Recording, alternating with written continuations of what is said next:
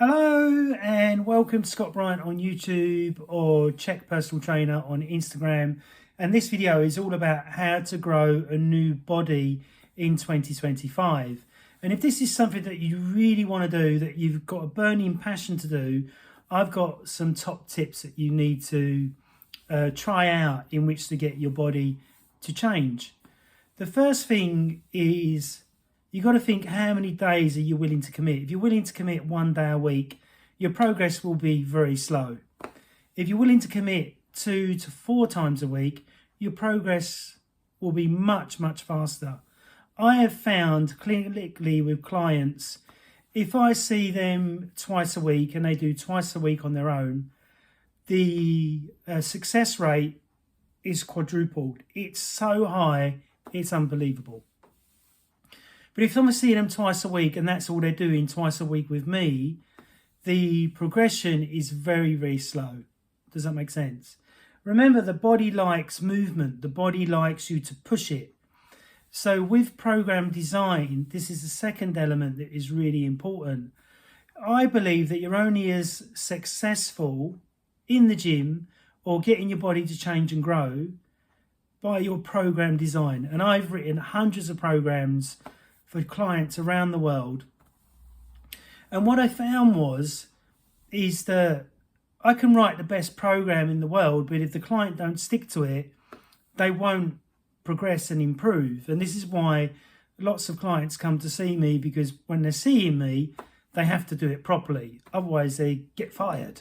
So it's really important that you understand program design. So read some books on program design and learn about exercise, so then that way you know exactly what to do if you can't afford a trainer to do it with you. Does that make sense? Now, with nutrition, I believe if you have a normal diet and you have high amounts of protein, I don't believe in the paleo diet because they're not eating enough vegetables with that diet. I believe in the metabolic typing diet, which I've been using for over 23 years with clients, and it just always works, and it's easy to understand, and it's not calorie counting, which is time consuming and boring, which doesn't really work because of you're robbing your body of the nutrition, and that's why you're losing weight and you're losing muscle. But you think you're looking better because you're losing fat weight at the same time. Does that make sense? But with a metabolic typing diet, you gain lean muscle tissue, you look better, and you can eat, and you don't have to stress out about counting a load of calories. Does that make sense? So getting your nutrition right and getting your training right in the gym is really important. So when I'm training a client, I only give them from 1 to 5 exercises. Depends on how stressed you are, how much body fat you've got, and how your hormones are functioning. If your hormones and you're depleted and tired, but you're still training 6 days a week and you can't get the body fat off, that's why, because you're making your body go sympathetic dominant, which stresses the body out so it won't lose the weight. So you need to go parasympathetic dominant, where you're relaxing the body but still moving the body. So we have work-in exercises and work-out exercises. So with the work-in exercises like Tai Chi or Qigong base, which are very slow. So these are the work-in exercises, and then the workout exercises is really going for it. But what I found clinically with clients is that some can handle the working out straight away, but some can't. And like I was talking with my mate yesterday, who's another trainer in the local area, and we're talking about you can get an athlete, but they can still be super weak in the body, or they can be super strong but super tight. Then they get an injury, and they're getting the injury because they're super strong but super tight and not doing specific stretches for certain muscles. Does that make sense? So gaining muscle is the 8 to 12 rep range. For gaining strength is from 1 to 4. For gaining endurance, okay, is from 15 to 25 repetitions. But then you've got to look at the speed of movement. So if you're doing the 25 reps like that, that's more power and speed, even though you're doing 25 reps. But if you're going up for 3, holding for 2, coming down for 3, pausing for 3 and coming up for 3, that's more endurance, especially if you're going for 25 reps. Does that make sense? But you would only do 3 sets, no more than that. But if you're doing from 1 to 4 repetitions for strength, you can do 10, 15 sets, depending on how your creatine phosphate is in your body. So let's say you do 4 sets of your max bench press, and when you get to the 5th set, you're too tired or you can't wrap out the same amount of weight, it's time to stop. Does that make sense? When I'm doing my German volume train, which I'm starting this week, I've got to do 12, 6, then 25 reps. So 12 is hypertrophy, 6 is strength, 25 is endurance. So because of this is really quite intense with 32 sets and no more than that. It's so extreme for my body, even though I've been working out for over 35 years, my body gets stronger, it gets leaner, it dramatically improves, but it's really, really hard. So it isn't something I would give to one of my beginners. Does that make sense?